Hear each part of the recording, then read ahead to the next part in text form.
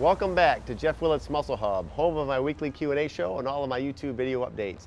Thank you for your question submission this week. You guys drive the show. Keep those questions coming in. Well, you might have noticed we're outside today. We're in beautiful downtown Adrian, which is the home of my Powerhouse Gym. And recently, our downtown started an Adopt a Bench program where people can get benches and donate them in someone's honor. Well, I'm very honored and was surprised and happy that a group of friends and family and gym family actually got a bench in my honor, and it's been placed here in front of my gym. So I'm very touched by that sentiment and very proud. So I wanted just to show all you guys my bench. Now let's get into this week's questions. Question 1 comes from Caleb Brown, and this came through YouTube. And he says, I noticed in one of your workout videos and in your workout plans, you do weighted dips for chest, but many programs have dips for triceps. If you had to categorize dips for either triceps or chest, which one would it be? Well, I really prefer to do dips as a chest movement. I think to take full advantage of the compound nature of the movement, I like to really lean into it, lean forward, press with my chest, and you can see a really good example of that on our Muscle Masterclass, which is a video download. You can see it on demand. We show dips on there, but in any event, I think when you try to do dips for triceps, I think it makes it you can achieve a little less overload because you have to be more straight up and erect, and for me, it always feels like it puts a lot of pressure adversely on the shoulder. But when you can lean into dips and really push, it's a really excellent compound chest movement. And if you're able to do more than 6 reps easily with body weight, you can put weight around you and add resistance that way so you can stay in that 4 to 6 rep range. Question number 2 comes from Anibal Delgadillo, and this came from YouTube. And he says, should we go heavy when using machines? Well, as you know, the Maxwell T principles, mostly it's all free weights are the primary movers that we like to select. But if you are using machines like a plate loader or a machine or something of that nature, you still want to go heavy and work within those parameters. So for whatever reasons, whether it be an injury, whether it be availability, or you just trying, working with some machines instead of free weights, yes, definitely still go in the 4 to 6 rep range. But I would still say predominantly when you select your exercises, you want to stick as much with free weight options as you can. Question number 3 is from Peter Benham. It's from Facebook. And he says, and by the way, happy belated birthday to him. He submitted this last Friday, but that's when we had our Olympia Top 5, so I couldn't get to this one. But in any event, he says, can you prescribe the maximum amount of cardio that you would do when getting ready for a bodybuilding show? Are there days that you prescribe double sessions, and how far out would you start that?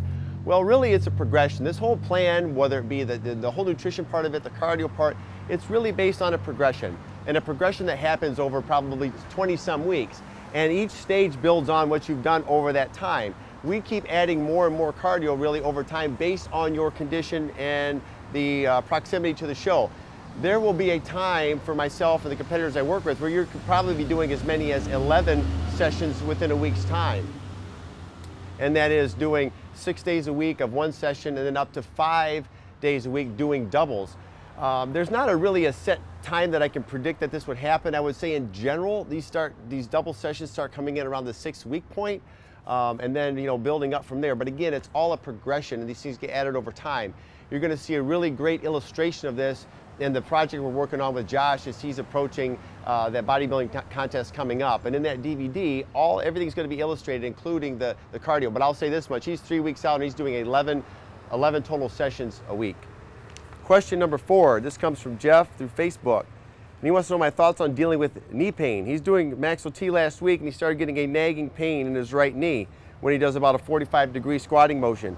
He wants to know, should he lighten up the weight? Should he use knee wraps? Should he ice it? What should he do? Well, it's a good question, but whenever you're getting pain in anything, you never want to ignore it. You never want to try to work through it because you're likely going to make it worse, and you could take what's a small problem and make it a major problem. So the first thing I would do is if you cannot squat without pain, I would stop doing squats altogether. I would try to work for alternative movements, leg press, maybe a front squat, although that seems logically like that would hurt it too, so I'd probably try leg press. And see if you can do these movements without pain. If you can, then select the leg movements that you can do without pain and do all your sets there. If every leg movement, pressing movement, is causing you pain, then you're going to want to take a break from leg exercises for a while until you're able to do the movements pain-free. And it is a good idea to ice after activity because we want to get that inflammation down. So I guess in a nutshell, to recap again, don't ignore pain, don't try to work through pain, be smart, and try to work around it by choosing options that do not cause you pain. Question number 5 comes from Mark Barton, and this came from email. He says, can you explain why the Maxwell T system does not utilize leg curls for hamstrings? And yes, I'd be happy to explain why we don't use leg curls for hamstrings. We want to stick with basic compound lifts. And in the Max OT system, that's always going to be our optimal selection, because in compound movements, multi-joint, multi-muscle, we can achieve more overload and work through a more mechanically advantageous range of motion. A leg curl is going to be more of an isolation movement, and that's going to put you at a disadvantage for the amount of load you can achieve, and again, mechanically disadvantaged. So we like to stick strictly with the compound movements. I had the best hamstring development in my life and displayed it in the last few years of my career, and it was from doing nothing other than stiff leg deadlifts for my direct hamstring work. So again, stick with that compound nature exercise. Well, before I sign off, I want to thank those of you who came by the Mr. Olympia booth to see me last week in Las Vegas. It was really great to meet you. And those that didn't, stay tuned like for the next expo. I know we'll be in Columbus, Ohio, so when you can, stop by, say hello. Always nice to talk to you. Thank you for your questions, submissions. Keep them coming. You can send them through Facebook, YouTube, through Twitter, and you can hashtag AskJW. So now I want to thank you all for tuning in. Now let's go out and execute.